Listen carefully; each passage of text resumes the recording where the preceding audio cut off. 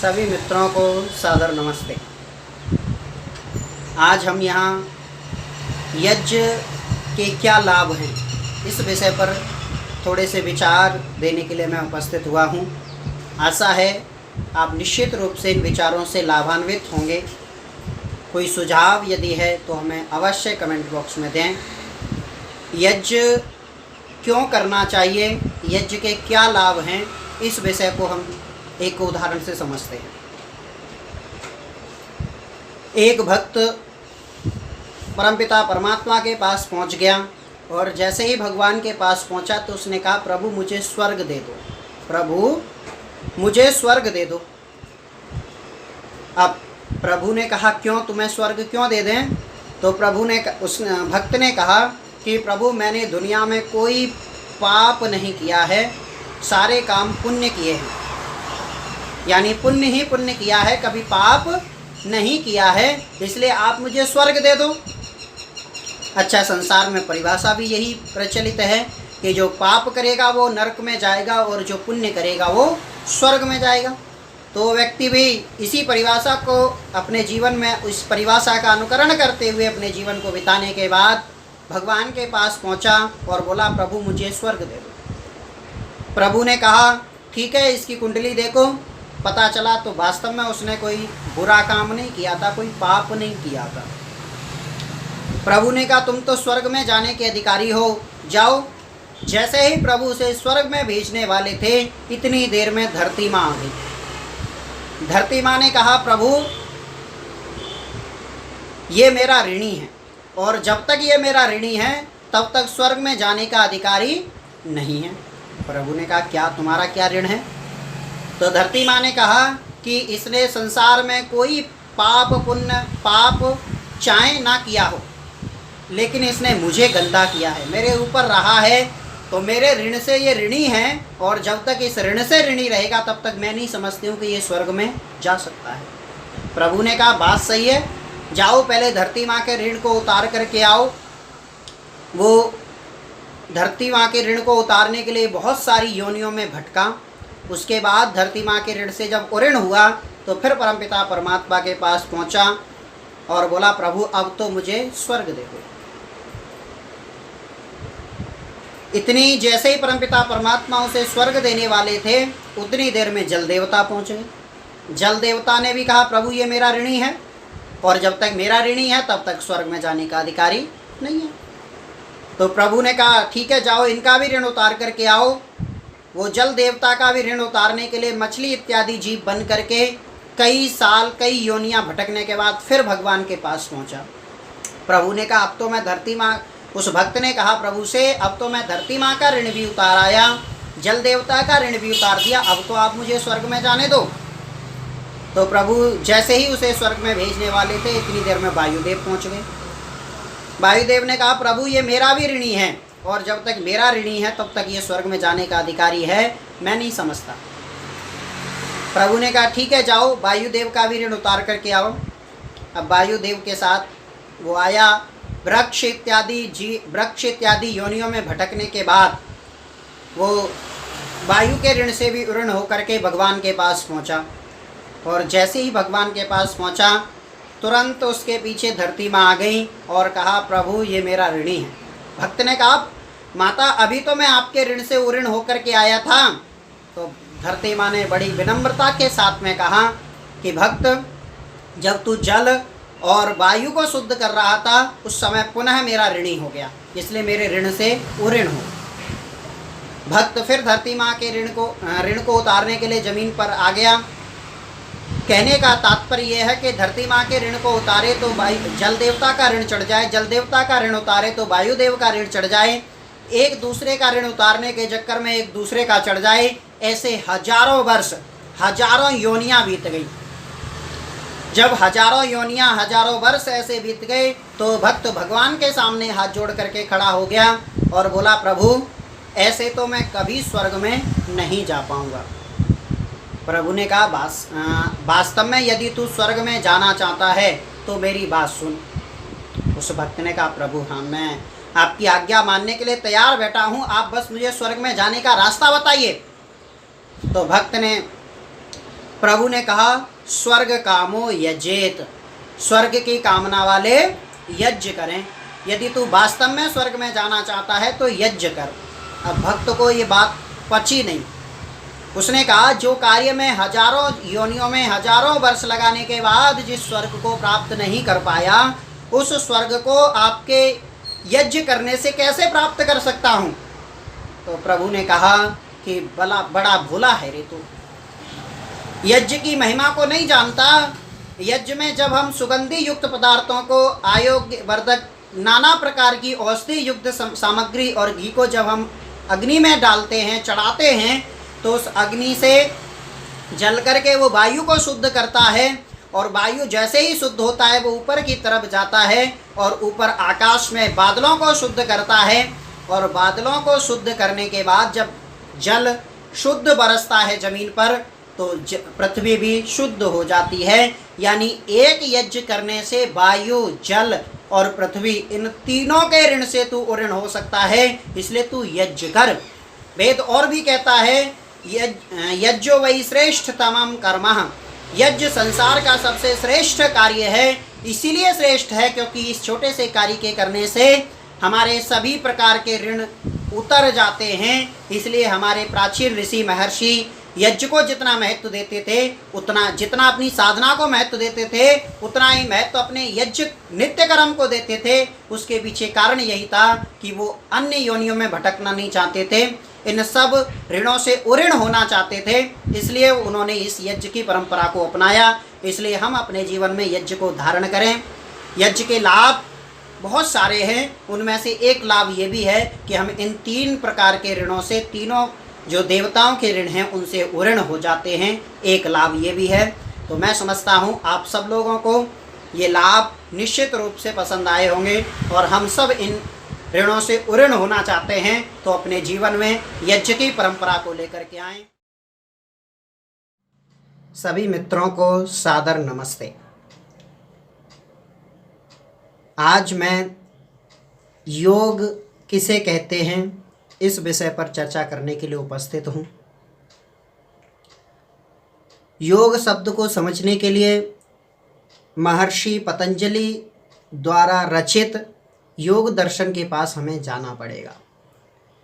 योग दर्शन में महर्षि पतंजलि कहते हैं, योग की परिभाषा करते हुए योगश्चित्त वृत्ति निरोधः, योग चित्त की वृत्तियों का निरोध, अर्थात मन की जो चित्त की जो वृत्तियां हैं उनका कंट्रोल करना ही योग है। लेकिन जितना आसान चित्त की वृत्तियों को कंट्रोल करने की बात कहना है, उतना ही कठिन उन वृत्तियों को कंट्रोल करना है। किस प्रकार से हम इस मन को अपने बस में करें, इस मन पर अपना शासन स्थापित करें, इसको समझते हैं एक उदाहरण से।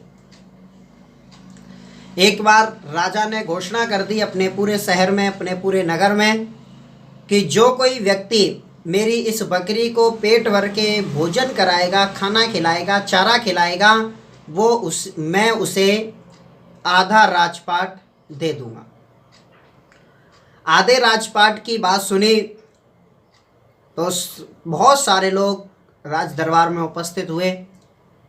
प्रत्येक एक व्यक्ति उस बकरी को लेकर के जाता और जो उसके यथा योग्य भोजन की व्यवस्था थी वो उसे खिला करके फिर राजभवन में शाम को लेकर के आ जाता।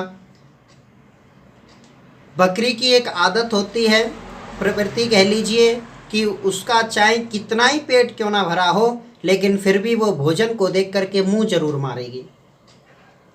राजा ने भी अपने दरबार में 3-4 जगहों पर उसके खाने वाले पदार्थ सजा करके रखे थे, और बकरी का एंट्रेंस जो दरवाज़ा था वो सामने की तरफ से था, और जैसे ही बकरी दरवाजे में घुसती तुरंत खाने का पदार्थ देख करके वो उस अनाज या चारा जो भी पड़ा हुआ था उस पर अपना मुंह मारती है। और ये देख करके राजा उस व्यक्ति से कहता कि तूने मेरी बकरी को पेट भर के भोजन नहीं कराया है, तो ये कारागार में डाल देता हूँ। और ऐसे ही करते करते ये क्रम बहुत लंबा हो गया, बहुत से लोग कारागार में चले गए। तभी एक बुद्धिमान व्यक्ति उस बकरी का पेट भरने के लिए राजा के दरबार में आया। उस व्यक्ति ने कहा महाराज मैं आपकी बकरी को पेट भर के चारा खिला करके लाऊंगा, आप ये बकरी मुझे दे दो। वो व्यक्ति उस बकरी को लेकर के घर पर पहुंचा और जैसे राजा ने वो भोजन के पदार्थ, जैसे उसने चारा और अनाज वगैरह रख रखा था, जो बकरी खाती है वो सारा सामान रख रखा था, ऐसे ही उस व्यक्ति ने अपने घर में लगा करके रख लिया और बीच में अपनी कुर्सी डाल करके बैठ गया। हाथ में एक छड़ी, डंडा, लंबा सा डंडा लेकर के बैठ गया और बकरी को छोड़ता और वो खाने के लिए जैसे ही जाती तुरंत उस पर एक डंडा पड़ता। और ये क्रम, पूरा अभ्यास उसको पूरे दिन ये कराया गया। पूरे दिन जब अभ्यास कराया गया तो बकरी को समझ में आ गया कि यदि मैं इधर खाने की तरफ बढ़ी तो मेरे ऊपर डंडा पड़ेगा। ये अभ्यास पूरे दिन में करा दिया गया। अब राजा के दरबार में उस बकरी को पेश किया गया और जैसे ही बकरी वहाँ दरबार में पहुंची, वो व्यक्ति बीच में खड़ा हो गया। इधर उसका खाद्य पदार्थ पड़े हुए हैं, खाद्य सामग्री पड़ी हुई है, इधर बकरी खड़ी है, सामने राजा बैठे हैं। और जैसे ही बकरी खाने की तरफ चली, तुरंत उस व्यक्ति ने डंडे को धरती में मार दिया। जमीन में जैसे ही मारा, तुरंत बकरी सावधान हो गई और वहीं पर आराम से बैठ गई। राजा ने उसे विजयी घोषित कर दिया और आधा राजपाट देने की बात कही। तुरंत उस व्यक्ति ने कहा कि मुझे आधा राजपाट नहीं चाहिए, मुझे जो ये व्यक्ति आपने बंदी बना रखे इन सबको छोड़ दीजिए, बस मुझे इतना चाहिए। इस कहानी से हमें ये पता चलता है कि मन को कंट्रोल करने का जो उपाय है वो केवल इतना है कि इसे विषयों से रोकना है। एक विद्यार्थी जब परीक्षा की तैयारी कर रहा होता है, उस समय सुबह उठना है, उसे मान लीजिए 3 बजे उठ करके पढ़ाई करनी है, तो वो अपनी घड़ी में अलार्म, मोबाइल में अलार्म लगा करके सोएगा और जैसे ही अलार्म 3 बजे बजेगा, तुरंत उठ करके मन कहेगा कि चलो 5 मिनट सो जाता हूँ। और जैसे ही 5 मिनट सोने की बात कही, फिर पता ही नहीं चलता कि 1 घंटा कब बीत गया। ये मन पर ढील देने से है। यदि उठ गया व्यक्ति तो पढ़ लेगा। इसीलिए यदि योग समझना है तो उसके साथ साथ हमें मन की वृत्ति को समझना पड़ेगा, मन को कंट्रोल करना पड़ेगा। और जिसने अपने मन को कंट्रोल कर लिया है वो निश्चित रूप से योग पर अपना आधिपत्य स्थापित कर सकता है, योग पर अपना वर्चस्व बढ़ा सकता है, योग को समझ सकता है। आइए बाकी चर्चा हम अगली वीडियो में करेंगे। आप सब लोगों का बहुत बहुत धन्यवाद। इति ओम सब। हमारे चैनल से जुड़े रहने के लिए आप सब लोगों को मैं हार्दिक बधाई देना चाहता हूँ। बहुत विषयों पर चर्चाएं चल रही हैं, उसमें एक विषय माता का भी है। संसार में कहते हैं कि माँ के ऋण से उऋण होना पुत्र के लिए संभव नहीं है। संसार में माँ, परमपिता परमात्मा के बाद यदि कोई पूज्य स्थान है तो वो माँ को प्राप्त है। एक बार भगवान से कहा, कवियों ने अतिशयोक्ति करते हुए माँ की प्रशंसा करते हुए लिखा कि भगवान से कहा कि भगवान आपके इतने सारे पुत्र पुत्रियां हैं, क्या इन सब की देखरेख आप कर लेते हो? इन सब के सुख दुख का आप अनुमान लगा लेते हो या इनकी सहायता करने के लिए पहुंच जाते हो? तो भगवान ने कहा कि मैं इन सबको एक साथ नहीं देख सकता, इसलिए मैंने प्रत्येक घर में माँ दी है। यानी परमपिता परमात्मा ने अपना रूप निश्चित रूप से उस माँ में डाल दिया है। और जिस प्रकार से परमपिता परमात्मा अपने पुत्रों की रक्षा करता है, वैसे ही एक माँ अपने पुत्र और पुत्रियों की रक्षा करती है, सुख दुख में उनका साथी बनती है। ऐसी अद्भुत माँ। और माँ के लिए कोई शब्द कहना, मैं समझता हूँ माँ पर ही कोई किसी भी प्रकार का माँ को समझ पाना थोड़ा सा मुश्किल है। माँ के प्यार को और पुत्र के प्यार को देखिए कि जो माँ अपने पुत्र को मार रही है, डांट रही है, वो भी रोते हुए चिल्ला रहा है माँ, यानी माँ ही मार रही है और माँ से ही कह रहा है कि माँ मुझे बचा। ये है माँ के प्रति पुत्र का प्यार। और पुत्र के प्रति माँ का प्यार। तो एक समय एक बेटा विदेश में पढ़ लिख करके बहुत सारा पैसा कमा करके आया, तो उसने अपनी माँ से कहा कि माँ, संसार में लोग कहते हैं कि माँ के ऋण से उऋण हो पाना बहुत कठिन है, लेकिन मैं आपके ऋण से उऋण होना चाहता हूँ, इसलिए मैं एक बैग भर के पैसे लेके आया हूँ। इसमें से जितना चाहे उतना ले ले, सारा चाहे तो सारा ले ले, लेकिन मुझे अपने ऋण से उऋण कर दे। बस इतना कह दे तू कि मेरे ऋण से उऋण हो गया।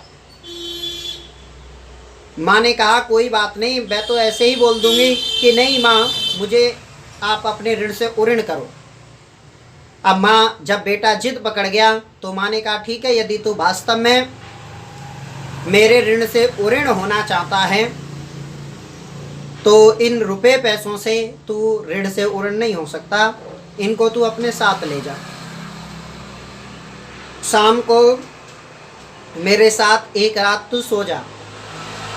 पुत्र ने कहा इसमें कौन सी बड़ी बात है, मैं सो जाऊंगा। अब वो दिन देखने लगा और जैसे ही दिन छिपा वो माँ के कक्ष में पहुंच गया, माँ के कमरे में पहुंच गया। और माँ के कमरे में पहुंचा तो देखता है कि बिस्तर एक लगा हुआ है। तो नौकरों से कहता है कि एक बिस्तर और माँ के कमरे में लगा दो, आज मैं भी माँ के कमरे में सोऊंगा। माँ ने तुरंत पुत्र को रोकते हुए कहा कि नहीं पुत्र, तुम दूसरे बिस्तर पर नहीं सोओगे, आज तुम्हें मेरे साथ मेरे बिस्तर पर सोना है। पुत्र ने कहा कोई बात नहीं माँ, सो जाऊंगा। बस माँ और पुत्र दोनों एक ही बिस्तर पर सो गए। और जैसे ही पुत्र की आंख लगी, माँ ने पुत्र को जगाते हुए कहा कि पुत्र, मुझे प्यास लगी है, पानी लेकर के आओ। अब वो ऋण से उऋण होना चाहता था, इसलिए दौड़ता गया और दौड़ करके किचन से पानी ला करके दे देता है। बस पानी माँ पीती है और थोड़ा सा पीती है और सारा पानी बिस्तर पे गिरा देती है। बेटा कहता है क्या हुआ माँ, और पानी लेकर के आऊँ? तो माँ कहती है नहीं, हाथ बूढ़े हो गए हैं, अब इन हाथों से ज़्यादा सामान पकड़ा नहीं जाता है, कोई बात नहीं, मेरी प्यास बुझ गई। अब इतना कहना था, बेटा फिर लेट गया, सोने लगा। जैसे ही दोबारा पुत्र को नींद आई, तुरंत माँ ने फिर जगाते हुए कहा कि बेटा प्यास लगी है, पानी पिलाओ। पुत्र तुरंत दौड़ता हुआ गया और पानी का गिलास भर के लेकर के आया और माँ ने फिर वैसे ही थोड़ा सा पिया और बाकी सारा बिस्तर पर गिरा दिया। अब लगभग सारा बिस्तर गीला हो चुका है, लेकिन फिर भी क्योंकि ऋण से उऋण होना है इसलिए वो गीले बिस्तर पर सो रहा है। जैसे ही दोबारा ऐसे तैसे उसको नींद आई, इतनी देर में माँ ने फिर जगाते हुए कहा बेटा प्यास लगी है, पानी ले आओ। बस बेटे की गुस्सा इतना था कि उस गुस्से की कोई था नहीं हुई और झकझोरते हुए कहता है कि माँ, रात में क्या खा करके सोई थी कि रात पानी मांगे जा रही है और पीती भी नहीं है, सारा बिस्तर गीला कर दिया है, मैं तुम्हारे पास बिल्कुल नहीं सो पाऊंगा, मैं जा रहा हूँ अपने कमरे में। बस इतना कहना था। माँ मुस्कुराई और बोली बेटा बस, तू एक दिन में थक गया, मैंने इस स्थिति से कई वर्ष कई महीने बिताए हैं। जब तू पेशाब कर देता था तो मैं तुझे सूखे बिस्तर पर सुलाती थी और स्वयं गीले बिस्तर पर सोती थी, और जिधर उधर भी यदि तू पेशाब कर देता था तो तुझे मैं छाती पर सुलाती थी। ऐसा मैंने कई वर्ष तक किया है, और तू कहता है कि मैं माँ के ऋण से उऋण होना चाहता हूँ। तो एक दिन में थक गया तो पता चलता है कि वास्तव में माँ जो कष्ट सह करके हमें जन्म देती है, हमारा पालन पोषण करती है, उस कष्ट के बदले में हम माँ की चाहे कितनी ही सेवा क्यों ना करें, उस ऋण से उऋण नहीं हो सकते हैं। इसलिए आइए, सभी सज्जनों से मेरा विनम्र निवेदन है कि बड़े सौभाग्यशाली हैं वो लोग जिन्हें माँ की सेवा करने का सौभाग्य प्राप्त होता है। इस सौभाग्य से कभी भी वंचित ना हो। जहाँ भी आपको मौका मिले, निश्चित रूप से माता पिता की सेवा करते हुए उनके ऋण से उऋण होने का प्रयत्न करें। चाहे कितनी ही सेवा क्यों ना कर लें, लेकिन माँ बाप के ऋण से उऋण नहीं हो सकते हैं। इसलिए दिन और रात माता पिता की सेवा करते हुए उनका पालन पोषण करें, यही एक सच्चे पुत्र का कर्तव्य है। का जो विषय है वो है ईश्वर जो करता है अच्छा ही करता है। ईश्वर की प्रत्येक कृति में, प्रत्येक कार्य में कोई ना कोई राज छुपा होता है और वो हमारे यथार्थ ही होता है। बस उसको समझने में हमें हो सकता है समय लग जाए, लेकिन वो होता हमारे यथार्थ है, हमारे लिए हितकर होता है। प्रत्येक कार्य में हमारे लिए कोई ना कोई एक प्रेरणा या किसी ना किसी प्रकार का हमारा लाभ निश्चित रूप से उस घटना में छिपा होता है, क्योंकि परमपिता परमात्मा हम सब का पिता है और पिता प्रत्येक पुत्र का अच्छा ही चाहता है। कभी भी पिता अपने पुत्र का बुरा नहीं चाह सकता, ऐसे ही परमपिता परमात्मा भी किसी का बुरा नहीं चाह सकता, क्योंकि सामान्य पिता माता और परमपिता परमात्मा तो सब कुछ है। त्वमेव माता च पिता त्वमेव, त्वमेव बंधो च सखा त्वमेव। तुम ही माता हो, तुम ही पिता हो। ऐसा पिता, ऐसी माँ परमपिता परमात्मा कभी हमारा बुरा नहीं चाह सकते। आइए एक उदाहरण से समझते हैं। एक राजा अपने मंत्री के साथ में जंगल में भ्रमण कर रहा है। वन में भ्रमण करते करते उसकी उंगली में कांटा लग गया। कांटा लगते ही उंगली से रक्त बहने लगा, बहुत सारा खून बहने लगा। मंत्री ने कपड़ा निकाला और उससे उसके उंगली को बांधते हुए कहता है कि राजन, ईश्वर जो करता है अच्छा ही करता है। मंत्री ने जैसे ही इतना कहा, राजा को बहुत क्रोध आ गया, क्योंकि उसके दर्द बहुत हो रहा था और उस दर्द में कह दिया कि जो हो रहा है वो अच्छा हो रहा है। तो राजा को ये बात अच्छी नहीं लगी, इसलिए मंत्री को फटकारते हुए कहा कि तू आज से मेरे पास मत रहे, मैं तुझे मंत्री पद से हटाता हूँ। मुझे ऐसे मंत्री की आवश्यकता नहीं है जो मेरे दुख में ये कहे कि ईश्वर जो करता है वो अच्छा करता है। मंत्री ने हाथ जोड़े और चल दिया। उस समय भी मंत्री बोला, ईश्वर जो करता है अच्छा करता है। राजा मंत्री को छोड़ करके आगे बढ़ने लगा और आगे बढ़ते बढ़ते रास्ता भूल गया। रास्ता भूल गया तो दूसरे राजा के राज्य में पहुंच गया। वहाँ एक मंदिर की स्थापना के लिए एक बलि की आवश्यकता थी। बलि प्रथा चलती थी उस राजा के राज्य में। तो उन्हें इंतजार था कि कोई ऐसा नौजवान मिल जाए जिसकी बलि दी जा सके। तो बस इतना इंतजार होना था कि तभी राजा घोड़े पर सवार होकर के उनके पास पहुंचा। तो उन्होंने उसको आते हुए देख करके ही बोले कि चलो अपना बकरा आ गया, और सब ने उस राजा को पकड़ लिया। वो बहुत चिल्लाने लगा कि मैं राजा हूँ, लेकिन उन्होंने कोई भी बात उसकी नहीं मानी और उसे निलाने धुलाने लगे, बलि के लिए तैयार करने लगे। और जैसे ही उसको बलि के लिए तैयार कर रहे थे, तभी उसकी उंगली पर नज़र जाती है। देखते हैं इसकी उंगली तो फटी हुई है, इसकी उंगली में तो घाव है, और ऐसे अंग भंग व्यक्ति की बलि नहीं दी जा सकती है, इसे छोड़ दो। पुजारियों ने जब ऐसा कहा तो उसे छोड़ दिया गया, और वो छोड़ करके ऐसे तैसे अपनी जान बचा करके अपने राज्य में वापस आया। राज्य में वापस आकर के सबसे पहले उसने अपने मंत्री को बुलाया, और मंत्री को बुला करके उससे क्षमा मांगनी चाहिए कि मंत्री मुझे माफ़ कर दो, तुमने जो कहा था वो सही था। ईश्वर जो करता है अच्छा करता है, मैंने आपके साथ में अच्छा नहीं किया, इसलिए आप मुझे माफ़ कर दो। मंत्री ने कहा, नहीं राजन, आपने कोई गलती नहीं की है। आप एक बार विचार करो इस पर, ठंडे दिमाग से इस घटना पर विचार करो कि आपकी तो उंगली कटी हुई थी, लेकिन यदि आप मुझे अपने साथ लेकर के जाते, मैं तो हर प्रकार से अंग सहित था, किसी भी अंग में मेरी में कोई खराबी नहीं थी, आपकी जान तो बच जाती और मेरी तो गर्दन कट जाती। इसका मतलब है कि आपके द्वारा मुझे निकाला जाना भी ईश्वर की एक अच्छाई थी, जिसकी वजह से आज मेरी जान बच गई। आपकी उंगली में कांटा लगने की वजह से आपकी जान बचाई, और आपके द्वारा मुझे निकाले जाने की वजह से मेरी जान बचाई। पता चलता है कि ईश्वर जो करता है अच्छा ही करता है। इसलिए उस परमपिता परमात्मा पर भरोसा करते हुए अपने जीवन को जिए। निश्चित रूप से परमपिता परमात्मा हर एक दुख में हमें एक अच्छा रास्ता या एक सीख देना चाहता है। आज के परिवेश में मैं ये बात जरूर कहना चाहूँगा कि ये कोरोना जैसी जो महामारी हमारे बीच में आज चल रही है, इसके बाद भी परमपिता परमात्मा इसे भेजने के साथ साथ भी हमें कोई प्रेरणा दे रहा है, और उन प्रेरणाओं और उन गलतियों से यदि हम नहीं सुधरे तो हो सकता है आगे और ज़्यादा वाहवाह या और ज़्यादा कष्ट हमें सहने पड़े। इसलिए आइए इस महामारी के संकट को समझें और सबकी सरकार और इन सबका साथ देते हुए इस महामारी के लिए लड़ें। यदि हमने एक गलती की कि मैं घर से बाहर निकला तो उसका भुगतान हमारे पूरे परिवार को करना पड़ सकता है। इसलिए आइए ईश्वर पर भरोसा रखें और घर में अंदर रहें।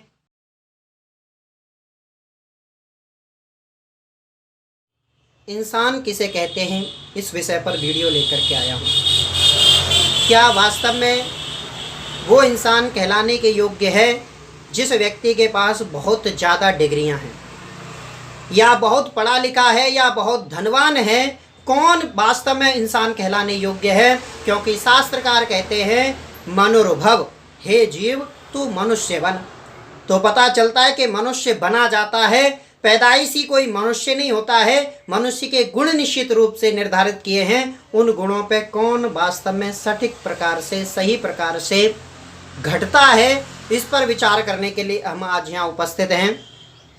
वास्तव में मनुष्य की परिभाषा करते हुए पता चलता है कि मनुष्य बहुत ज़्यादा पढ़ा लिखा हो जरूरी नहीं है, मनुष्य के पास बहुत सारी डिग्रियां हो जरूरी नहीं है, मनुष्य के पास बहुत सारा धन हो जरूरी नहीं है। मनुष्य कौन हो सकता है? उदाहरण से समझ लीजिए। एक पिता जिसका बेटा बहुत ज़्यादा बीमार है और रात्रि का समय होने वाला है, वो दौड़ता दौड़ता डॉक्टर के पास जाता है और कहता है डॉक्टर साहब मेरे बेटे की तबीयत बहुत ज़्यादा ख़राब है, आप मेरे घर चल के उसे देख लो। डॉक्टर ने कहा नहीं, अब तो मेरा क्लिनिक बंद करने का समय हो रहा है, अब मैं घर जा रहा हूँ, अब मैं आपके बेटे को नहीं देख सकता। तो उस जो बुजुर्ग पिता थे उसने बहुत विनम्र निवेदन किया कि नहीं डॉक्टर साहब मेरे बेटे की जान बचा लो, अब आपके हाथ में है, नहीं तो वो बचेगा नहीं। जब बहुत ज़्यादा रिक्वेस्ट उसकी सुनी तो कहा ठीक है मैं घर तो चलूँगा, लेकिन 10 रुपये अपनी फ़ीस लूँगा, जो फ़ीस है मेरी वो फ़ीस मैं निश्चित रूप से लूँगा। उसने कहा ठीक है कोई बात नहीं, मैं फ़ीस दे दूँगा, आप चलो मेरे साथ। और जैसे ही डॉक्टर ने चलने के लिए कहा तो उसने चारों तरफ देखा कि कोई रिक्शे वाला हो। उस रिक्शे वाले को बुला करके कहा कि भाई मेरे जो पता था वो पता बताकर भाई मुझे वहाँ ले चलो। अब जैसे ही वो रिक्शे वाले से पूछा तो रिक्शे वाले ने कहा भैया 1 रुपये लूँगा। उसने कहा ठीक है आप ले चलो, जल्दी चलो, मेरे बेटे की बहुत ज़्यादा तबीयत खराब है। अब डॉक्टर और वो दोनों उस रिक्शे में बैठ जाते हैं और उस घर की तरफ चल देते हैं। जैसे ही घर के पास पहुंचते हैं तो रोने की आवाज़ आने लगती है, और रोने की आवाज़ आने का मतलब है कि बेटा अब नहीं रहा है। तो वो पिता डॉक्टर के सामने हाथ जोड़ करके कहता है डॉक्टर साहब आने में देर हो गई, अब लगता है आपकी ज़रूरत नहीं है। डॉक्टर ने कहा भाई देख मेरी ज़रूरत हो चाहे ना हो, मैं यहाँ तक आ गया हूँ, इसका मतलब है मेरी फ़ीस तो देनी पड़ेगी। अब उस व्यक्ति के पास 10 रुपये नहीं थे, वो पड़ोस में जाता है और किसी से मांग करके उसको 10 रुपये दे देता है। 10 रुपये देने के बाद 1 रुपये उस रिक्शे वाले के लिए भी लेकर के आता है, और जैसे ही 1 रुपये रिक्शे वाले को बढ़ाता है तो रिक्शे वाला बड़े विनम्र भाव से कहता है भाई जिसका बेटा चला गया उसके दिल पर क्या बीत रही होगी, ऐसे समय पर यदि मैंने ये 1 रुपये ले लिया तो मैं इंसान कहलाने के योग्य नहीं हूँ, ये 1 रुपये भी डॉक्टर को दे दो, मुझे इस पैसे की ज़रूरत नहीं है।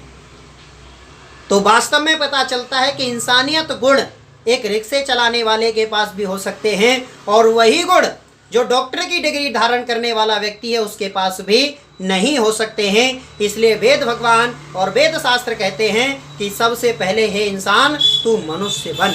मनुर्भव यानी जो व्यक्ति मनुष्य बन गया है वो वास्तव में जीने का अधिकारी है, और जो मनुष्य नहीं बना है वो चाहे कितनी ही डिग्रियां क्यों ना प्राप्त कर ले, चाहे कितना ही पढ़ लिख करके कितना ही धन क्यों ना इकट्ठा कर ले, लेकिन वो मनुष्य नहीं बन सका तो इस संसार में उसके लिए शास्त्रकार, ऐसे व्यक्ति को शास्त्रकार कहते हैं कि वो वास्तव में अपयश का भागी है, उसे यश प्राप्त करने का सौभाग्य नहीं मिलता है। इसलिए आइए हम सब मनुष्य बनने का प्रयत्न करें, जहाँ भी हमारी आवश्यकता पड़े वहाँ हम अपने इस गुण को निखारें और अपने इस गुण का प्रदर्शन करते हुए निश्चित रूप से समाज का कल्याण करते हुए अपने जीवन को सौभाग्य।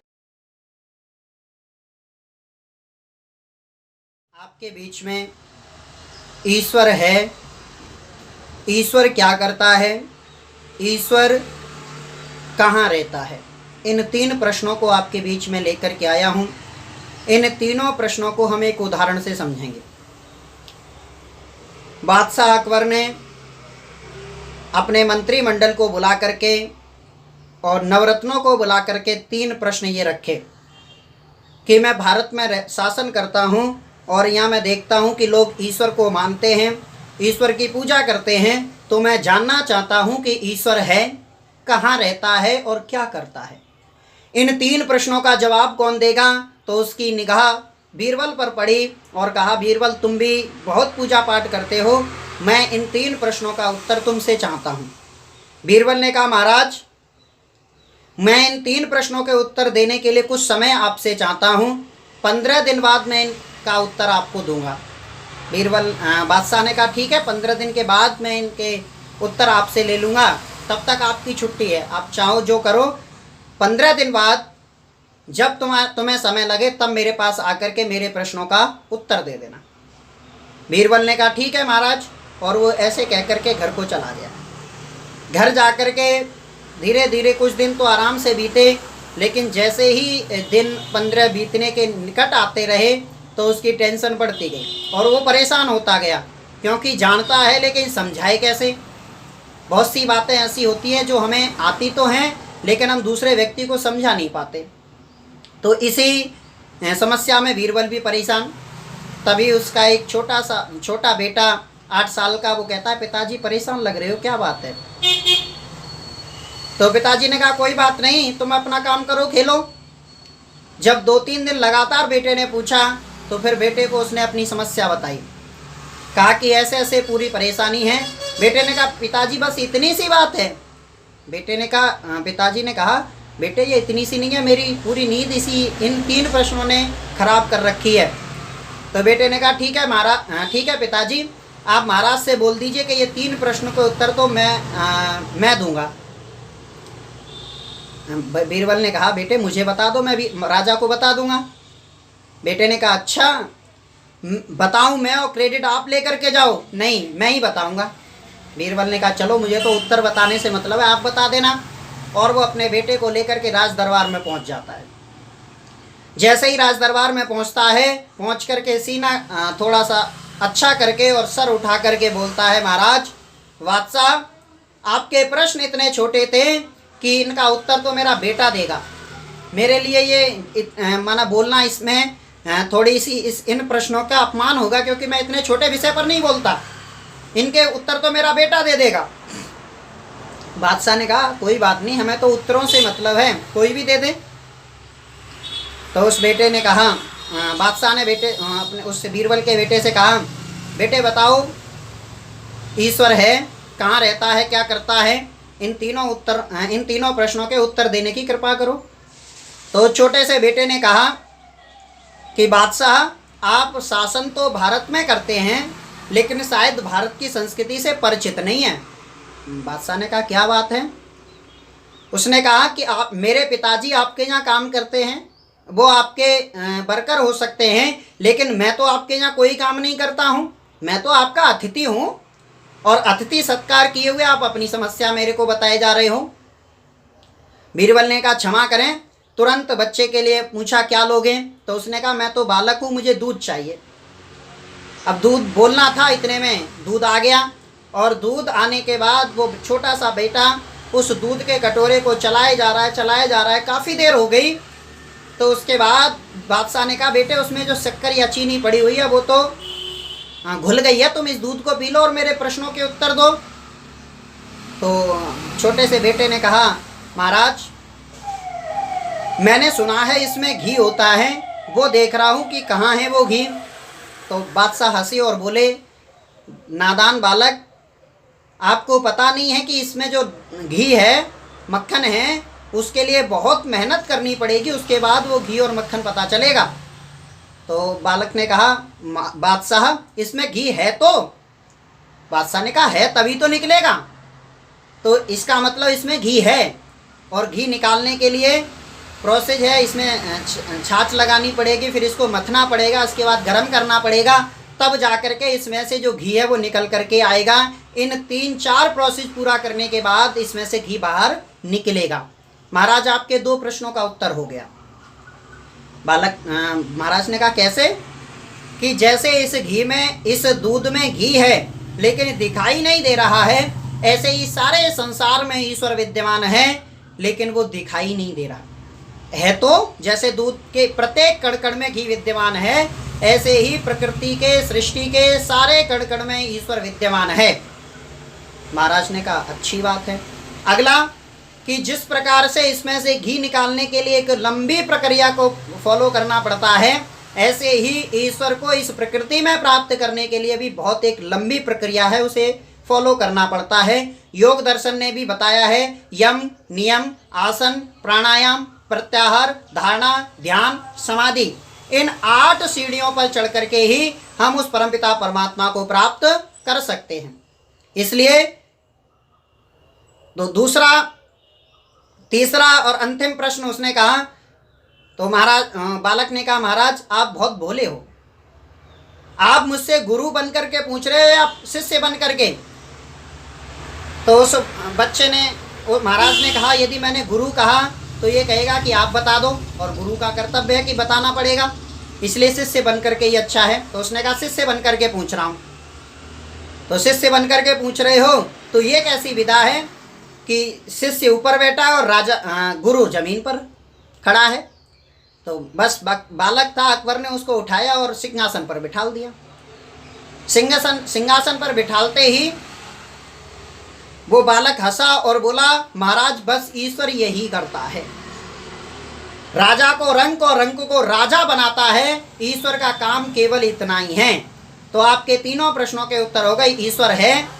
ईश्वर जिस प्रकार से दूध में से घी निकालना होता है, ऐसे ईश्वर इस प्रकृति में से अष्टांग योग से प्राप्त होता है, और राजा को रंक और रंक से राजा बनाता है, ये ईश्वर के कार्य हैं।